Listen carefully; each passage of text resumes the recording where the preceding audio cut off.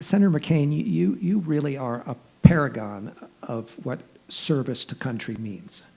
I think everyone feels that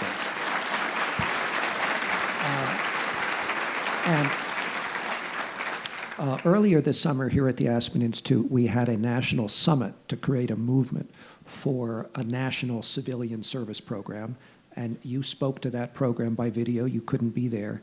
And this is something that you have spoken about for many, many years. That is that military service, civilian service, two sides of a coin, that young people would love to have an opportunity to serve their country.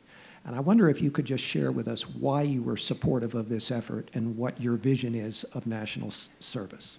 Well, nothing is more rewarding than to serve a cause greater than your self-interest, and I have found the most rewarding parts of my life as having been engaged in. I believe we have a generation of young Americans who want to serve, and we should find ways for them to serve. You and I were talking earlier, the Ivy League has way oversubscribed graduates who want to teach for America. I'm sure many of you know that program is going into the inner city and the Indian reservations and other places to teach for America. AmeriCorps is oversubscribed. I just think that our job is to provide them with the avenues where they can serve, and the military obviously is part of that.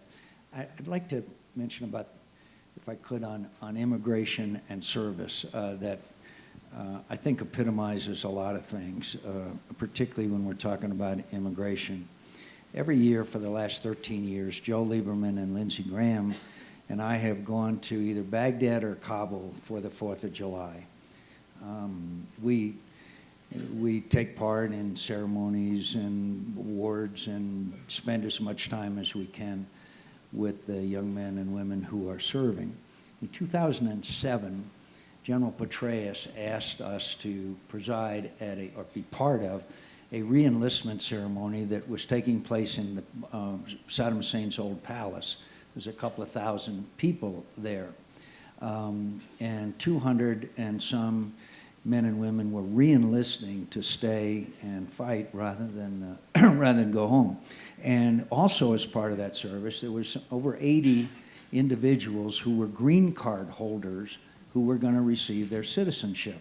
Many of you may know that if you're a green card holder and you enlist and serve in the military, you have an accelerated path to citizenship. So we walked in, and as we sat down, Petraeus and I and Lindsey Graham and Joe, and I looked in the front row of these people who were going to receive their citizenship, and there was 4 empty seats with boots on them.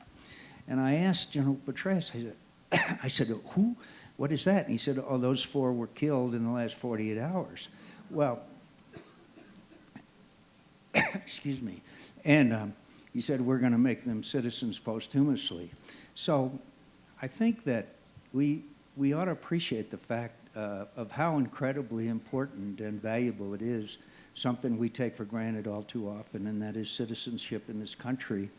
And the people, and the young people particularly that I talk to, who are now living, a part of those 11 million living in the shadows, they want to do these things too. So I hope we can not only do what we can to bring them out of the shadows, but recognize they have and will continue to make enormous contributions to America, as every generation of immigrants has throughout our history. Thank you, Senator.